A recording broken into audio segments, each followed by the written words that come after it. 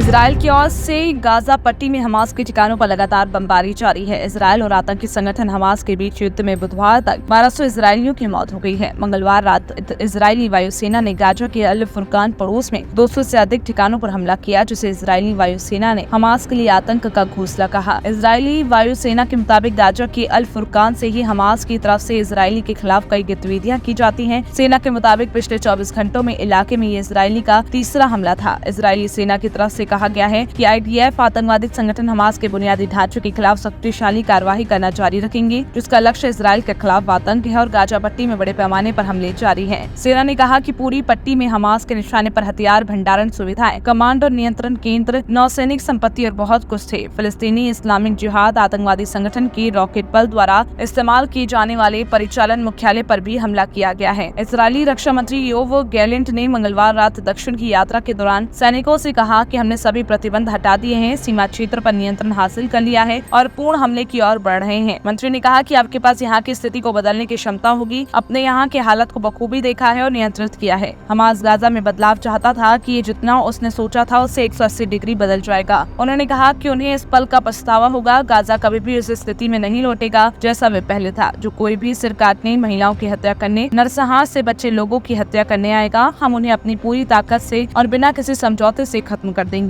IDF के प्रवक्ता rear admiral Daniel हंगारी ने बुधवार को कहा कि पिछले 24 घंटों में इजरायली बलों ने 18 फिलिस्तीनी आतंकवादियों को मार गिराया है, जिन्होंने 7 अक्टूबर को हमास के हमले के दौरान इजरायली क्षेत्र में घुसपैठ भी की है। आपको ये भी बता दें कि हंगारी ने कहा है कि ये वही आतंकवादी हैं जो गाजा में वापस नहीं भागे थे, वे सीमा के पास छिपने के स्थानों में हैं, इसलिए स्कैन किए जा रहे हैं। अनुमान है कि पट्टी के आसपास के क्षेत्र में हजारों सैनिक भी हैं। इस युद्ध से जुड़ी हर खबर पर हम आपको अपडेट देते रहेंगे, लेकिन तब तक के लिए आप हमारे चैनल को सब्सक्राइब करें।